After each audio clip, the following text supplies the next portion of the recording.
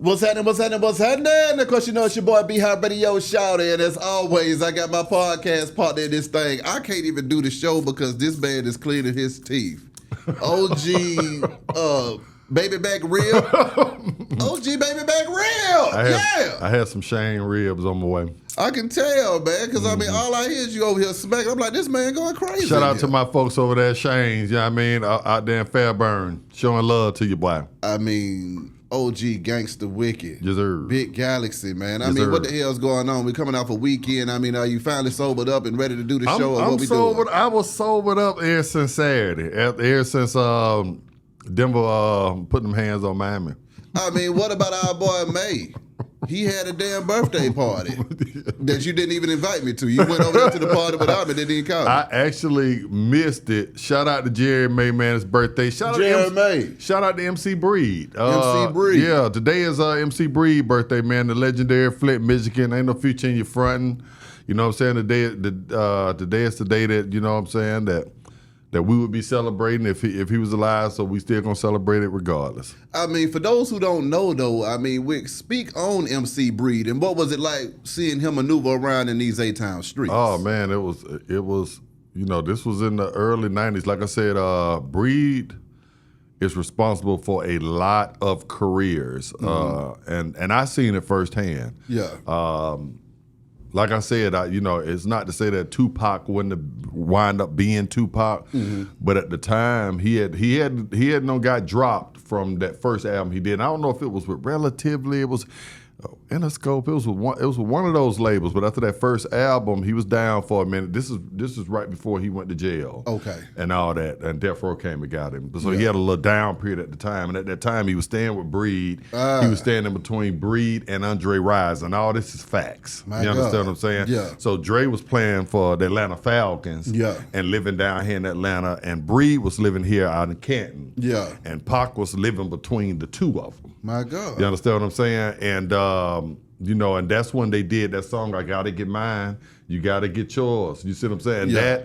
That they shot that at Andre Rison's house. Dog. You understand what I'm saying? Dre and MC Breed and Too Short, like I said all the time, if it wasn't for them three, and Eric Sermon with that rim shop downtown, anybody from Atlanta knows that they you know, their value to this city. And like I said, Breed helped a lot of people. Jazzy Faye, the DOC would tell you the same thing. He used to say, like I told you, I met Doc there. I met Scarface, Bushwick, and Buster, and Bobby Brown, and the list goes on and on and on. So shout out to Eric MC Breed. If you're from Atlanta, if you're from the South, but mainly if you're from Atlanta, and whatever producer you deal with, studios, Patchwork, Kurt, them will tell you, MC Breed had his hands, you know, somewhere around, you know, your campaign back in the day. And he was just a great guy. He was the type of guy that he had vision. Yeah. He saw stuff. Like I said, there was rappers telling me I couldn't rap because I sounded too country back then. Breed was from up north. He's from Flint. Yeah. But he still could hear it and see the vision for it. We talking 88, 89, when it wasn't cool to be from Atlanta and the South and rap. Yeah. But he saw past all that, you know what I'm saying? And he's like, you know what? I hear it. I can see this going somewhere else, when he was a platinum artist himself down here in Atlanta. So just shout out, man. Happy birthday to Breed. Happy birthday, Breed. MC Breed, you know what I'm saying? And thanks for all the, like I said, for all the artists that you touched, that you helped. I'm not sitting here saying that, you know, Tupac wouldn't have been Tupac, or Doc wouldn't have been Doc, or Too Short wouldn't have been Too Short, or none of that at all, because I always be a hater in the comments gonna say that. But what I am saying, that all those artists will tell you that they were better artists for dealing with MC Breed. With that being said, though, you were just speaking on Tupac. He finally got his star on the Hollywood Walk of Fame, man. I mean, what you think about that? Yeah, I'm talking about he deserved it. To be honest with you, I felt like I thought he already had one, to be honest with you. It did feel like that, because you just assume certain artists that, you know, that it'll shock you if they didn't, if you found out that Prince didn't have one, or, you know, let's say Tina Turner, you know, she just passed. James Brown. Yeah. Rick James, you're just going to assume that certain people already has one. Gladys Knight, you know, but It shocked me too when I saw that, but I'm glad that, it's never too late.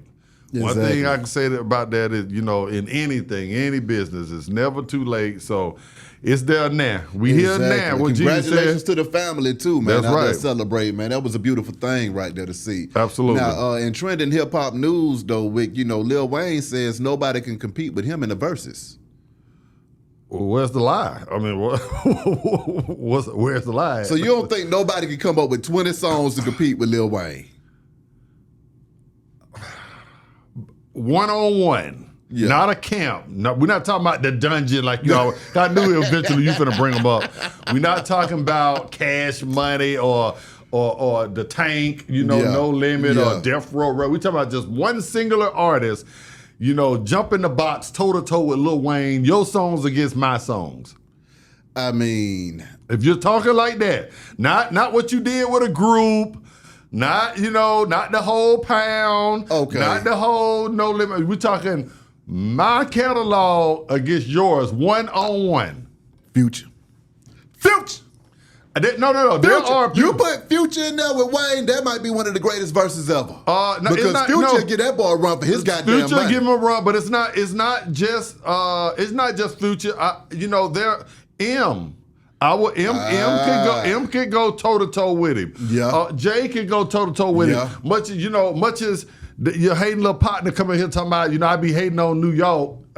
Choke. Yeah, much as coming here talking about I be hating on New York. I do respect, the legends. You know what I'm saying? I always was a huge fan of Dougie Fresh and Eric B. and Rakim and LL. You know how I feel about LL? Yeah. That's another guy. Yeah. LL can go with anybody. Now, that's the music matchup. That's what I feel like Future's music would Rock match the up. Bell album alone. Every song on Rock the Bell.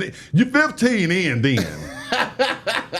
You 15 in then with Rock the Bell. That entire but like I say, Jay, Nas. Oh yeah, Nas could give him some hell. I would like Snoop Dogg can give anybody hell. Snoop can give anybody hell one-on-one. If can't nobody be seen, it might be Snoop. No, Snoop can give it. Snoop would have a hard time dealing with Snoop Doggy Dogg. I'm telling that right now. Yeah. So that would be it. But what he said is very few. His own partner Drake.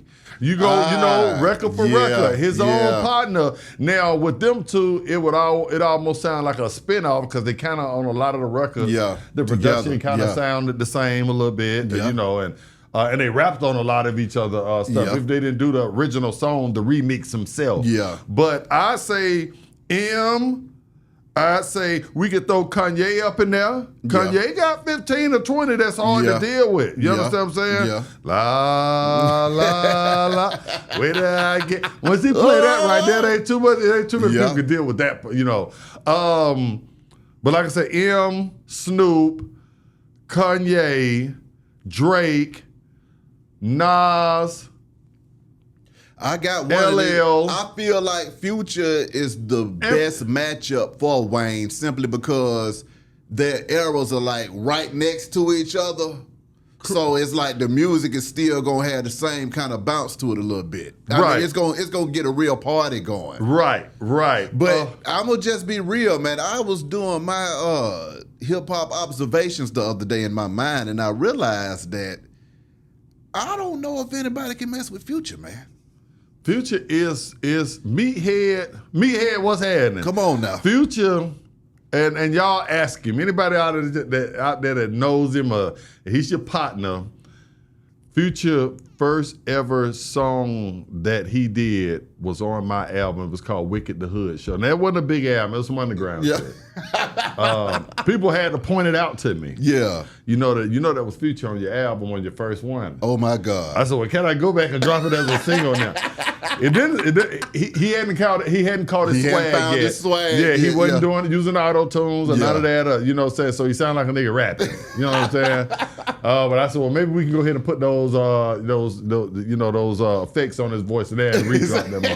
But Future is definitely one of my favorites, and he could get in there with Wayne. But what, trying to beat Wayne, that's a tall glass of water. Well, because see, Wayne rap and he sang, and Future rap and he sang too, man. Yeah, absolutely. But Wayne been on top. I told you, Wayne has been on top since a child. I mean, he has had hit records. Yeah. He has transcended every generation. Even the generation right now today, they might not like everything that he does, but it's just, he's a little bit old guy. You're 5'5", but you stand 9 foot tall. Yeah. You know what I'm saying? And I could easily argue as Wayne being the greatest of all time when it's all said and done. Now, it's just like when we talk about basketball, there are different positions that are the greatest of all times. I think that Snoop Dogg. I'm about to say something, though. I hate to cut you off. No. I think that Snoop Dogg, as far as charismatic, he's the greatest of all time. And I'm talking about just a celebrity. Well, no, I got to ask you this question, Wick, and I got a good-ass question for you. Mm-hmm. If Lil Wayne was from New York and not New Orleans, would he be considered the greatest of all time? He's considered the greatest of all time. But I'm talking about just no argument, everybody just say, you know what, we going to give it to you. Absolutely. Okay, he's considered the greatest now, but they're not giving him the Michael Jordan greatest. So would you, if he was out of New York, having that kid fucking rapping career all the way up until he was grown, would he have gotten to that Michael Jordan GOAT status? Absolutely, but because right now they give the Jordan GOAT status to Big and Tupac. Well, like I said, there would be different categories. Tupac, definitely. I like the Big first that album. Yeah. But Tupac, I would put Tupac and Lil Wayne, Snoop. They would definitely be on my Mount Rushmore. I still think that people are slighting LL. I know every time I come back to L, it feels like L has did it each kind of way. Yeah. Busta would get an honorable mention. Just Busta's a bad boy too. He would get an honorable mention. He would, he would be hanging off the side of Mount Rushmore. Yeah. We just see the corner of his face, but he would be up there. He'd be up there. You understand what I'm saying? But I have no problem with Lil Wayne, self-proclaimed he's the greatest, or if people gave that to him. I mean, he carried us. He has carried this rap industry on his back, along with other people, for 30 plus years, didn't let us down. So I could give him that. But like I said, you put Snoop Dogg in a ring with anybody, just the nostalgia from hearing 1, 2, 3 into the 4. Snoop Dogg. That's gonna be hard to deal with. Yeah. You understand what I'm saying? For my generation anyway. Yeah. Snoop had us want to put on the Chucks, and we go to Walmart. We ready to go to Walmart, get the whole Dickie suit. You know what I'm saying? We get that Dickie suit for $29.99. Come on now. You know what I'm saying? So Snoop is hard to deal with. I think that universally everybody with Tupac, R.I.P. Pac, it was more of his just persona. Tupac was more of a pillar, icon. That was bigger than rap itself. So therefore, people are never gonna be able to just judge a Lil Wayne against a Pac because of what Pac stood for. This is the difference between Wayne and Pac. Wayne is one of the greatest lyricists. So to be honest with you, I would let Wayne battle a Biggie. He'd be more heir apparent to a Biggie than a Tupac. Right. Because it was what Tupac was saying correct, that got folks through. And backing up what he was saying in the streets. Yeah. You understand what I'm saying? He believed in his people. Absolutely. Yeah. You see what I'm saying? But Pac made us proud to be black. And, he did. Made us love our mamas. For all of us that wasn't proud to be black at the time. Yeah. You know what I'm saying? So Tupac is just in a whole nother, so if we just X him out and put him to the side, it's not even, it goes without saying he will be in the middle of Mount Rushmore. Yeah. But if we talking about just lyricists, I have no argument with Lil Wayne. Now I know some people might be, upset when I say Eminem. But M's a bad boy. M is a bad motherfucker. He's a bad boy. We can't hate. You know what I'm saying? I mean, some people want to. Some of our people, if it's skin. I mean, I can't put him just because of that alone right there. I would be real. When I found my respect for Eminem is when he got on that song with Jay-Z, that Renegade song, and he went damn crazy. Yeah. And I said, nah, Jay, how could you let M get on this song and do you like this? M is because M don't effing play. You know what? M went in with Dre. He brought after Dre and Snoop for a moment. Yeah. Now I don't know their personal business, but it was a little moment where they wasn't fucking with each other. People fucking with him. Yeah. Exactly. Yeah. You understand what I'm saying? Yeah. And that's when he came with him and 50. Yeah. You see what I'm saying? And when he came with him, you know what I'm saying? Nowadays everybody want to talk like. Snoop said, "Wait, hold on now."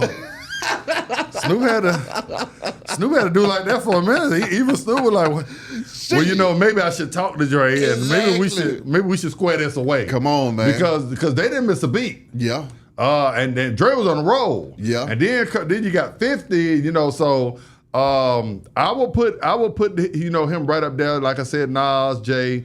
But Lil Wayne don't have to apologize for saying that. I mean, this man held down this industry for 30 plus years, and he went out there giving us BS. Yeah. Yeah. He was out there, Wayne was out there giving us some fire-ass songs. So I have no problem with him. Now, I will say that if you compare Wayne's lyrics to your tap dancing. Oh, hell no. No. Don't say you in Then that means Wayne don't rap for nobody because I don't tap dance for nobody. No. What I was just trying to say is your tap dancer should be on Mount Rushmore too. Crazy legs be high. Yeah. Crazy legs be high. It's like it looked like 18 legs dancing at one time. Yeah, everybody out there with a mic and then just have your kneecaps on down. Nigga feet tapping so fast sound like a 3-6 Mafia hi-hat. Okay? No, nigga, hell no. I don't tap. I'm gonna tell you somebody else too in the middle of your rant. Talk to me. Scarface. Face could get in a ring with anybody too. Now, as far as Faces, we slipping on Scarface. Face got 20. Face got 20. Face got 20. Well, see, when it comes to Face and his impact in the game, one of the things that I always say, and it ain't said a lot, but I feel like when Tupac got with Face, he took a little bit of that sauce with him. Because you could hear Face in Tupac's music. Right. You see what I'm saying? You could tell they were boys because he was like, hey, man, same way Pimp said, let me get your style gift for Big Pimpin'. Right. Pac, I feel like he took some of Face with him his career. Well, Pac did that with a lot of different artists, and you can ask Edie, you can ask, you can ask the guy, the Outlaws. Yeah. You know what I'm saying? And we all do that. You understand what I'm saying? So yeah, because you got a lot of your swag from me, but continue. I was never a great tap dancer, so I didn't really get anything from you. I was never great. Now I could break. Now I was one of the best break dancers. Oh, so you really were a break dancer? I could right now probably spin on my head right here on this table right and now. And then it be blood all over this table. You done cracked your skull on this ball. But Scarface, I think that that he's up there. But Lil Wayne is the truth. Yeah. Lil Wayne is the truth. And I mean, we can't sit here and deny that and hate on it. You can't deny it. And they got to give it to him while he here, too. You got to go ahead and get that man him while he here. That's why I was asking earlier if he was from New York, do you think it'd be a consensus with everybody just saying, you know what? After Biggie, it was Lil Wayne. Absolutely. I do. And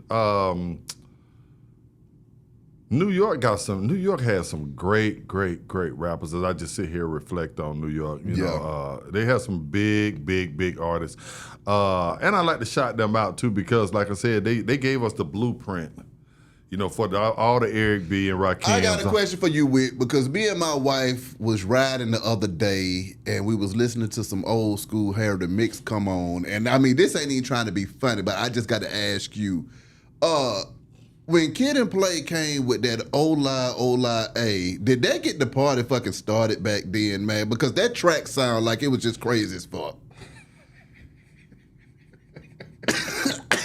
Oh, you didn't think I was gonna ask you that? But I heard the song and me and my mom like, this shit is goddamn jamming. When that song came out, when you were probably in high school, nigga, was you breakdancing to that? Answer me. I was breakdancing to Rakim, Slick Rick, So you didn't Dougie like, Fresh. wait a minute, no, what you not about to do? The show, you know what I'm saying? Excuse me, No, Dougie. What you not about to do is this Kid and Play in here I with me. was not a big Kid and Play fan. So you didn't listen to Ola A? I liked Will Smith better. Ooh, well, you know, I got a fun fact for you. I just saw on Instagram where they said that Will Smith and Jazzy Jeff were supposed to do House Party before Kid and Play.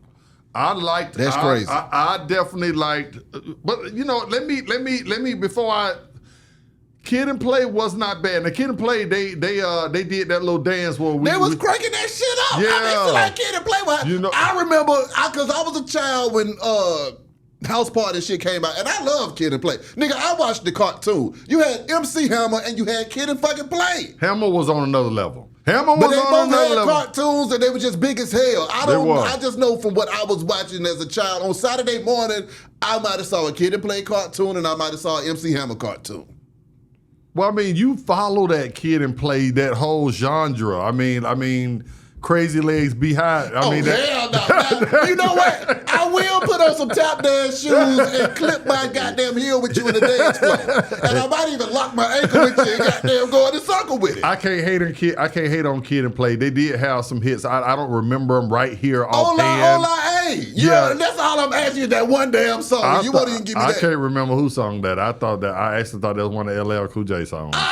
But see, there you go down. So okay, but that I means know how much music I know have you? Summertime by Will Smith and Jazzy. I mean, I know that. I know parents just don't understand. I remember that. So you act like you love New York so much, but you over here in Philly with Will Smith. I remember now. Children's Stories, Slick Rick. I remember the Fat Boys. I remember Houdini.